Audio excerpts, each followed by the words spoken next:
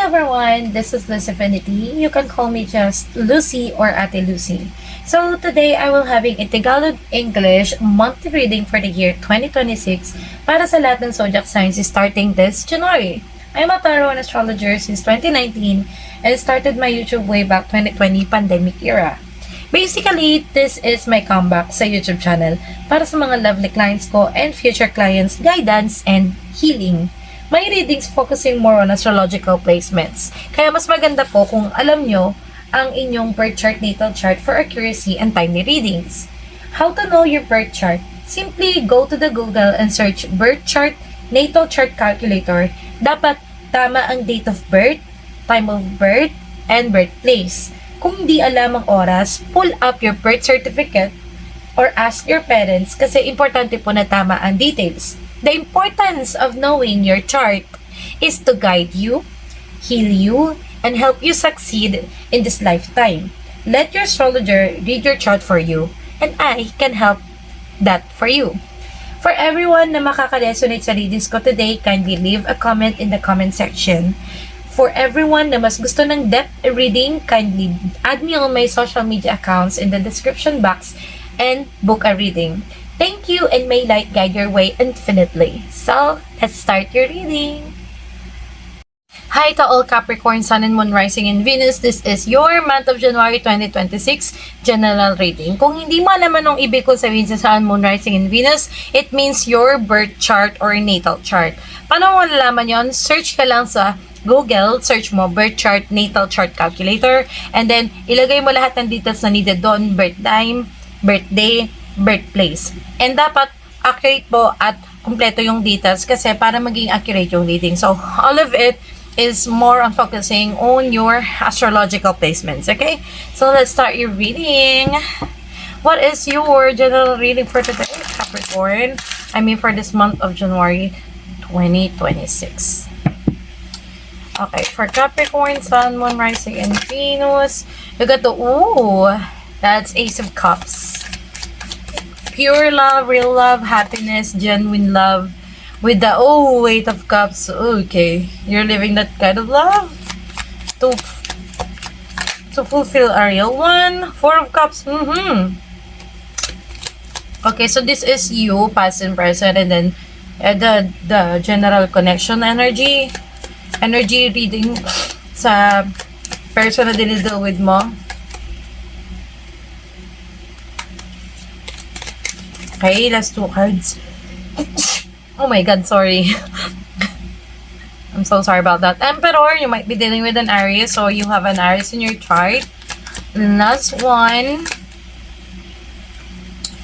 Nag-flip lang siya eh. Star card. That's a star card, guys. So, you know what, Capricorn?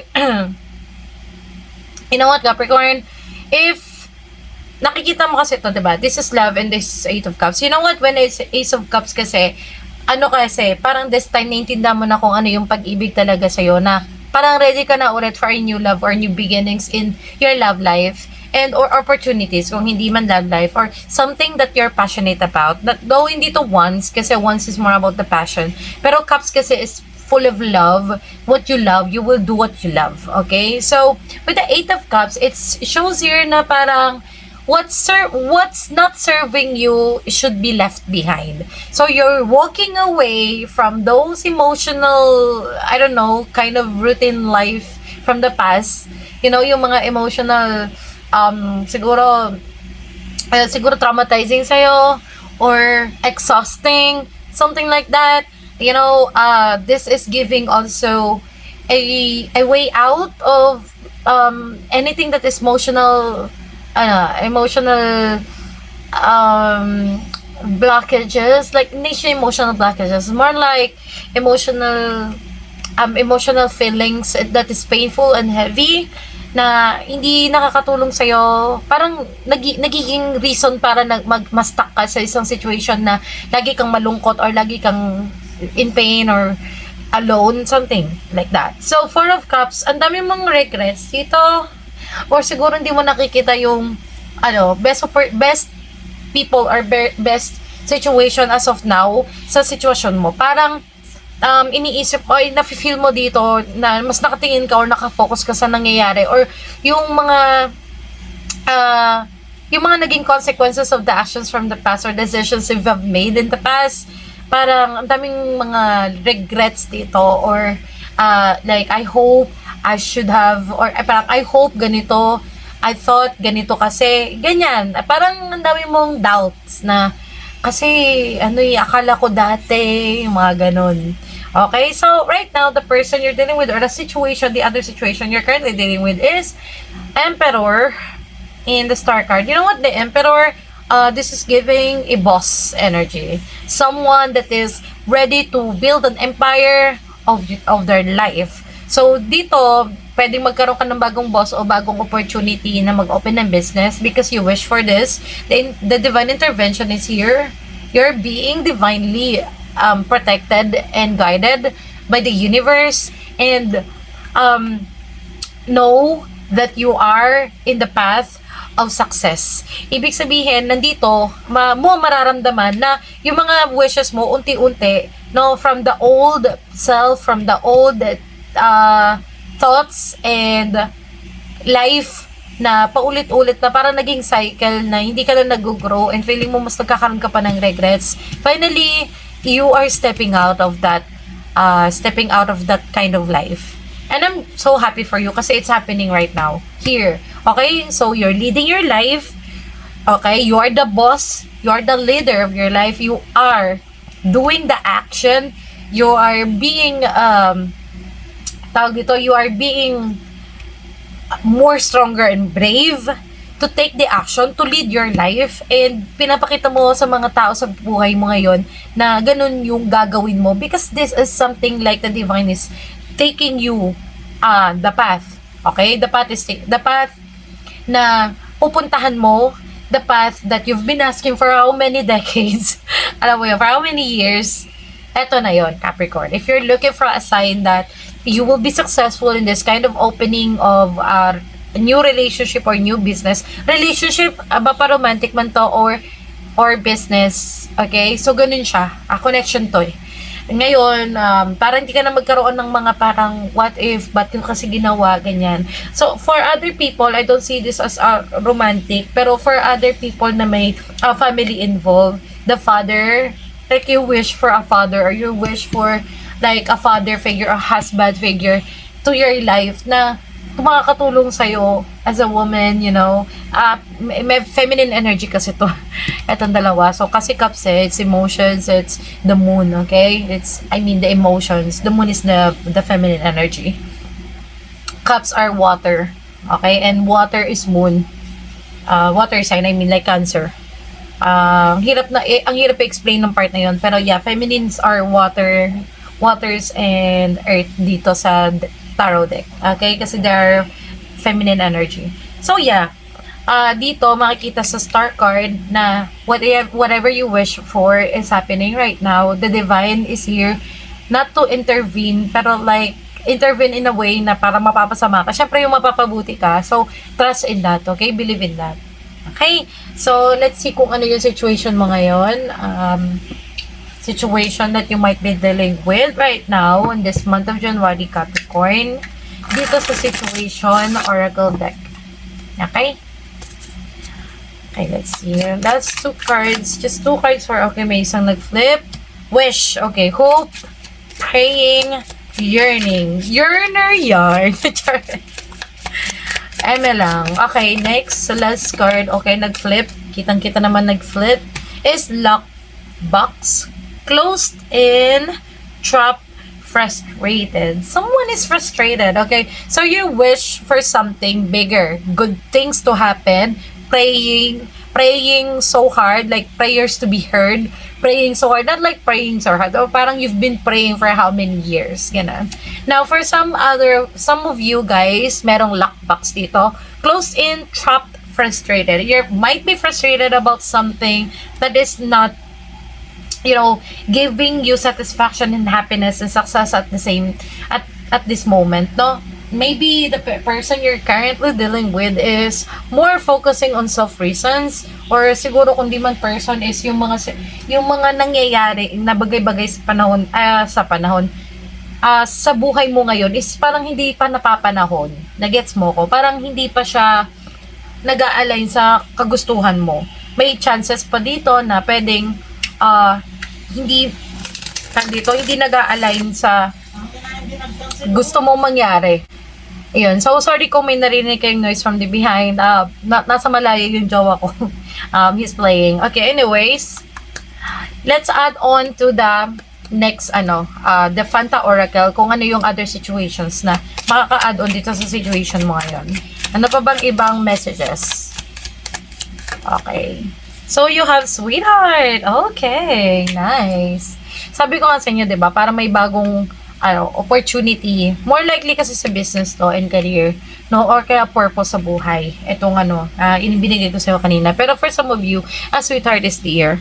Okay, so it says, it says, pure unconditional love, beloved. So, there is gonna be an unconditional love coming to you, or somehow, ikaw yung ganun at makukuha mo na yung pabalik, yung ganung pag-ibig na binibigay mo sa loved ones mo.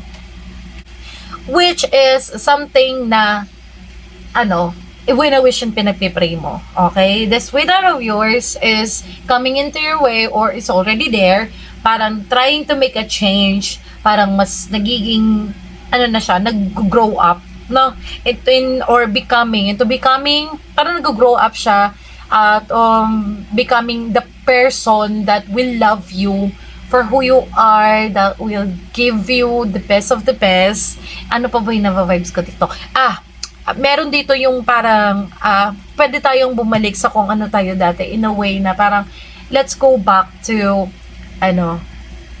using ko lang yan. Ayan. Parang, sabi niya dito is, let's try to go back to how we started kasi baka mamay nakakalimutan na natin kung paano tayo nagsimula.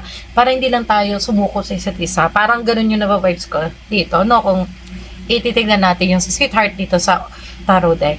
Okay? So, let's see kung ano yung astrological advice sa sa'yo ngayon. Kung saan, tingnan mo yung chart mo, kung ano man ang lumabas dito. Look up to that and then check mo kung ano yung transit. Baka may makuha ka dong advice or guidance from the universe. Okay? So, let's see.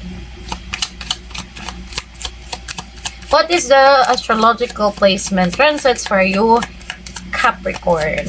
Sun, Moon, Rising, and Venus. Ay, wala nag-flip. So, okay. House 10. Wow! This is actually your 10.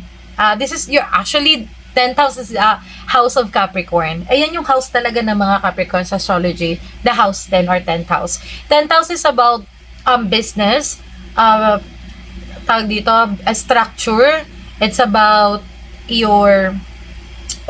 the people, the public, like structure, infrastructure, law, government, self-image, yung the way may approach yung buhay mo sa life, dito realistically in astrology. This means that it's focusing more on building a stable life in a public, like being the leader in the public, or hindi man ikaw ang leader pero influential kasi public image ito, and anything dealing with the public and the bosses or business relations, and tawag dito, the father figure din. So dito, no, siguro parang ito na yung pinaka-breakthrough mo. Okay? Mangyayari siya ngayon. Tingnan mo yung 10th house mo kung may mangyayaring transit doon. Whatever happens there, it's more on your career long term. Okay? Career long term to. Tapos makikita mo yung mga tao makakatulong sa'yo na mag-build up ng ganong business or ganong career. So, go through that. Gawin mo lang and go for it. Don't stop yourself. Okay? Kasi nandun ka na. Papunta ka na doon. Okay, so let's see kung ano naman ang love relationship advices sa'yo at messages sa'yo ni Universe. Capricorn, Sun, Moon, Rising, using Romantic Angels Oracle. Okay, so healing family issues. Wow. So right now, you're dealing with the family issues, maybe an ex-husband or ex-wife. Okay, your love life benefits as you forgive your parents. Pwede ding as you forgive yourself if you're a parent. Or forgive your parents kung paano kanya pinalaki, kasi I know you had a hard past when you were young, Capricorn. Alam ko nung bata ka ay napakahirap, and parang this past few years puro hirap na lang at puro trabaho na lang yung ginagawa, tinatupag mo. Parang lagi kang pessimistic sa buhay. I'm not saying that you're negative or you're immature or you're being just negative to other people, or sa kung paano yung ibang tao i-drive yung buhay nila na na walang connection sa iyo. Alam mo yon. You're just too busy focusing on your own kasi bata ka pa lang. Halos na-influensyahan ka na dapat diyan ka lang, parang mag-isa ka lang. Alam mo yun, parang you have to deal everything with your own kasi it's so hard to ask for other people for help, or even though kahit gusto mo or kapag tumutulong ka, halos walang makatulong sa'yo. It's a karmic sadly, it's an unfortunate truth about Capricorns na bata pa lang sila, as they grow older, it's so the life is so hard and harsh towards you guys. Okay, I do understand this part of you. So ngayon may mga family issues ka pa na slowly niisip mo, tiniintindi mo this present life kasi patanda na tayo. So I think what you're doing right now is one of the best actions para magkaroon ka ng understanding and success sa buhay mo, kasi we need to forgive ourselves. And so para ma-forgive natin yung mga sarili natin, kailangan mo din gawin yan kasi para ma-forgive mo din yung ibang tao, lalo na yung mga taong nag-cause sa'yo ng alam mo na so much pain. Okay, so next, what is the hidden truth messages of the person you're currently dealing with? Okay, let's see. Capricorn, Sun and Moon, ito yung unang nag-tip. I can stop thinking about you. Someone is not, okay? Cannot stop thinking about you. Baka kasi may utang siya sa'yo. Lang. Pero yeah, it's most likely, this person is just thinking about you. Maybe they wanna reach out with you. They wanna talk to you about something. Or baka may gusto siyang iklaro sa'yo. Or maybe you're that person. Ikaw yung may gustong kausapin sa kanya. Hindi mo siya kayang hindi isipin, ganun. Okay, so let's go to the last advice of the tarot deck, which is the soul truth. Tingnan natin kung ano yung soul truth about sa'yo. How can I surrender even more in this moment? It's about surrendering. Wow. You know what? You know what, Capricorn? Okay, this one is for you. It is good for you. Share ko lang, when way back was that was 2021. Okay, that year was so hard for me. Sobra talagang parang devastated ng buhay ko, like on the downside talaga, and hindi ko na alam kung paano bumangon. I just wanna be out of this world and go to heaven, something like that, alam mo yan. Pero naging ambisyosa ako. Alam mo yun, parang naging pa rin ako. Parang sinubukan ko pa din kahit hindi ko na alam kung saan ako ulit magsisimula or ano pa ba yung pwede kong gawin. Kasi parang ubus na. Until that day, that night, I just realized to surrender everything. Like, sumurrender na ako. Kung kukunin mo na ako, go. Kung wala nang matitira sa akin, go. Parang, as long as my family is good, as long as my alam mo yun, yung parang my family will be fine, take me there. Parang gano'n na yung naging vibes ko. Hanggang sa yun, doon na nagsimulang nag-shift everything. You know, how can I surrender even more in this moment? You just have to trust in surrendering that there is somebody actually above you, more than powerful than you are. Mas powerful pa from heavens above, alam mo yun? The creator of them all. There were always gonna be something that will happen na mag-shift at magbibigay sa'yo ng twist. Kaya you have to just surrender. I know it's hard, kasi parang ang dali lang sabihin, pero you know what? Huwag mo hintayin na dumating ka sa point na pinapasurrender ka na until napaka-stubborn mo, and then si universe na mismo gagawa ng physical intervention para sumuko ka at this moment. So I'm telling you right now, you just have to trust in the process and surrender what you think you cannot handle anymore. what you think is something bothering you or confusing you. Okay? Mga bagay na parang ang gulo na, confusing na, hindi mo na naintindihan.